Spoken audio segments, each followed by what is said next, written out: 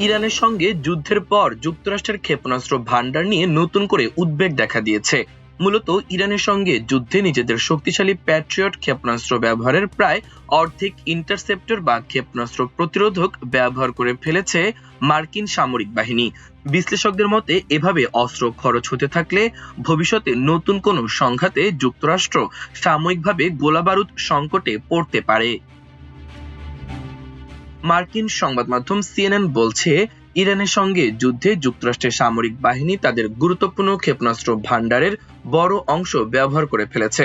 বিশেষজ্ঞ ও প্রতিরক্ষা দপ্তরের সাম্প্রতিক অভ্যন্তরীণ মূল্যায়নের সঙ্গে সংশ্লিষ্ট ৩ জনের তথ্য অনুযায়ী এর ফলে আগামী কয়েক বছরের মধ্যে নতুন কোনো যুদ্ধ শুরু হলে গোলাবারুদ সংকটে পড়ার তাৎক্ষণিক ঝুঁকি তৈরি হয়েছে। গত ৭ সপ্তাহের যুদ্ধে যুক্তরাষ্ট্র অন্তত ৪৫% প্রিসিশন স্ট্রাইক মিসাইল ব্যবহার করেছে।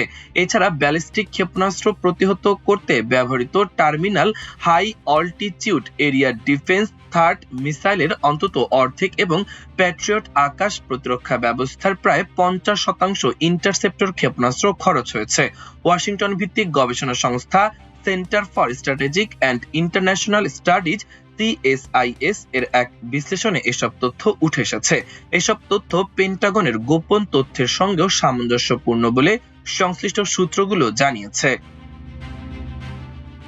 চলতি বছরের শুরুতে পেন্টাগন ক্ষেপণাস্ত্র উৎপাদন বাড়াতে কয়েকটি চুক্তি করলেও এসব অস্ত্র পুনরায় মজুত করতে ৩ থেকে ৫ বছর সময় লাগবে বলে জানিয়েছেন CSIS এর বিশেষজ্ঞরা। সিএনএন বলছে, স্বল্পমেয়াদে যুদ্ধবিরতি ভেঙে গেলে ইরানের বিরুদ্ধে অভিযান চালানোর মতো পর্যাপ্ত অস্ত্র যুক্তরাষ্ট্রের হাতে থাকতে পারে।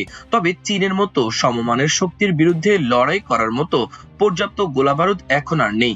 যুদ্ধের আগে যে পর্যায়ে অস্ত্র ভান্ডার ছিল সেখানে ফিরতে কয়েক বছর সময় লাগবে বলেও প্রতিবেদনে উল্লেখ করা হয়েছে। CSIS এর প্রতিবেদনের সহ-লেখক ও সাবেক মার্কিন মেরিন কর্নেল মার্ক ক্যানসিয়ান বলেন, বিপুল পরিমাণ গোলাবারুদ ব্যবহারের কারণে পশ্চিম প্রশান্ত মহাসাগরীয় অঞ্চলে দুর্বলতার একটি সময় তৈরি হয়েছে। এই ঘাটতি পূরণে ১ থেকে ৪ বছর সময় লাগবে, আর প্রয়োজনীয় মাত্রায় বাড়াতে আরো কয়েক বছর লাগবে।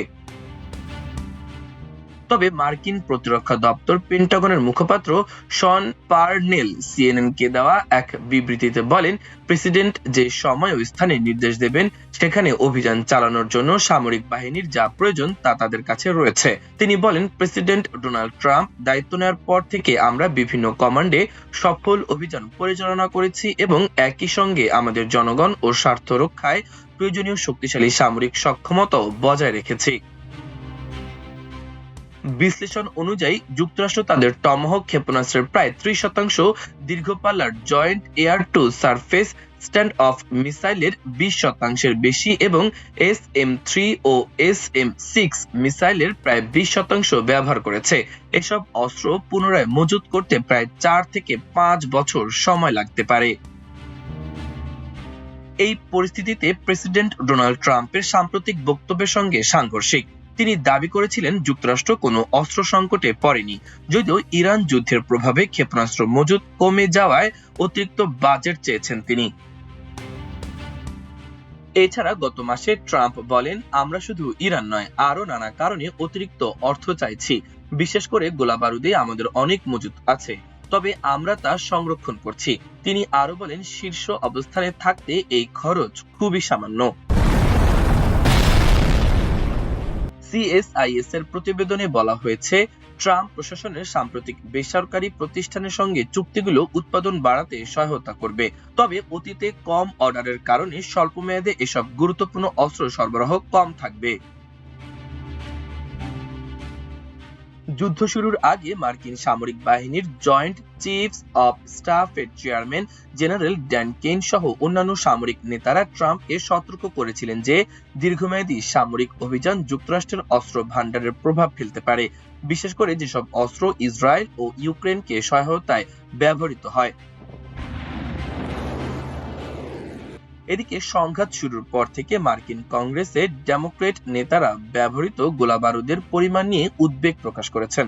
তাদের মতে এটি মধ্যপ্রাচ্য সহ অন্যান্য অঞ্চলে যুক্তরাষ্ট্রের প্রতিরক্ষা সক্ষমতায় প্রভাব ফেলতে পারে। অ্যারিজোনার ডেমোক্রেট সিনেটর মার্ক কেলি গত মাসে বলেন, ইরানের বিপুল সংখ্যক শাহেদ ড্রোন, মাঝারি ও স্বল্প পাল্লার ব্যালিস্টিক ক্ষেপণাস্ত্র সবই রয়েছে। তাদের বিশাল মজুদ আছে। ফলে একসময় এটি হিসাবের বিষয় হয়ে দাঁড়াবে যে আমরা কিভাবে আবার আকাশ প্রতিরক্ষা গোলাবারুদ যোগান দেব, এগুলো আসবে কোথা থেকে। অন্যদিকে আল জাজিরার প্রতিবেদনে বলা হয়েছে, ইরানের সঙ্গে যুদ্ধে যুক্তরাষ্ট্রের ক্ষেপণাস্ত্র ভান্ডার মারাত্মকভাবে কমে গেছে। ওয়াশিংটন ভিত্তিক সংবাদ মাধ্যম দ্য হিল জানিয়েছে, যুক্তরাষ্ট্র প্রায় অর্ধেক প্যাট্রিয়ট আকাশ প্রতিরক্ষা ক্ষেপণাস্ত্র ব্যবহার করে ফেলেছে এবং আরও 6 ধরনের গুরুত্বপূর্ণ ক্ষেপণাস্ত্র ব্যাপকভাবে খরচ হয়েছে। সিএসআইএস এর বিশ্লেষণে বলা হয়েছে, অপারেশন এপিক ফিউরি নামের এই বিমান ও ক্ষেপণাস্ত্র অভিযান যুক্তরাষ্ট্রের অস্ত্র ভান্ডারের বড় ধরনের ঘাটতি তৈরি করেছে। মঙ্গলবার প্রকাশিত ওই প্রতিবেদনে ক্ষয়ক্ষতির বিস্তারিত তুলে ধরে বলা হয়েছে যে প্যাট্রিয়ট ক্ষেপণাস্ত্রের মোট মজুদের প্রায় 50% ব্যবহৃত হয়ে গেছে। অন্যদিকে থার্ড ইন্টারসেপ্টর অর্ধেকের বেশি খরচ হয়েছে এবং প্রিসিশন স্ট্রাইক মিসাইল 45% বেশি ব্যবহার করা হয়েছে। এদিকে এরই মধ্যে নানা পক্ষের মাধ্যমে ইরানকে দ্বিতীয় দফার আলোচনায় বসাতে চেষ্টা করলেও ব্যর্থ হয়ে এককভাবে যুদ্ধবিরতি বাড়ানোর ঘোষণা দিয়েছেন মার্কিন প্রেসিডেন্ট ডোনাল্ড ট্রাম্প। তিনি জানিয়েছেন, তেহরানকে যুদ্ধ শেষ করার প্রস্তাব পর্যালোচনা করার জন্য আরও সময় দিতে মার্কিন সামরিক বাহিনী তাদের পরিকল্পিত হামলা স্থগিত রাখবে। মার্কিন প্রেসিডেন্টের এ ঘোষণাকে যুক্তরাষ্ট্রে সামরিক দুর্বলতা হিসেবেই দেখছেন অনেক সামরিক বিশ্লেষক। গত সপ্তাহের শেষ ভাগে মনে হচ্ছিল যুক্তরাষ্ট্র ও ইরান একটি সমঝোতায় পৌঁছাতে যাচ্ছে। মনে হচ্ছিল ইরান যুদ্ধের অবসানে একটি শান্তি চুক্তি হাতের নাগালেই, এবং বড় অর্জনের জন্য সংবাদ মাধ্যমকে ব্যবহার করে তিনি দর কষাকষির চেষ্টা করেছেন। চলমান আলোচনা নিয়ে তিনি সামাজিক যোগাযোগ মাধ্যমে একের পর এক পোস্ট দিয়ে গেছেন এবং গত শুক্রবার সকালে যখন পাকিস্তানি মধ্যস্থতাকারীরা তাকে তেহরানে ইরানি কর্মকর্তাদের সঙ্গে চলমান আলোচনার হালনাগাদ তথ্য দিচ্ছিলেন, তখন তিনি ফোনে কয়েকজন সাংবাদিকের সঙ্গে কথা বলছিলেন। কিন্তু ট্রাম্প প্রকাশ্যে যেসব দাবি করেন, পরে ইরানি কর্মকর্তারা তার অনেকগুলোই প্রত্যাখ্যান করেছেন। ইরান নতুন করে আলোচনার প্রস্তুতি নিচ্ছেন, ট্রাম্পের এমন দাবিও তেহরান অস্বীকার করেছে। ফলে যুদ্ধ অবসানে সম্ভাব্য একটি শান্তি চুক্তি নিয়ে যে আশাবাদ তৈরি হয়েছিল তা দ্রুতই কমে আসে। এমন শান্তি আলোচনা কোন দিকে যাবে তা একেবারেই অনিশ্চিত। প্রকাশ্য হুমকি ধুমকি দিলেও এটি মূলত ইরানের বিরুদ্ধে যুক্তরাষ্ট্রের ভঙ্গুর সামরিক অবস্থানকে চিত্রিত করে। মাল্টিমিডিয়া ডেস্ক, আমার দেশ।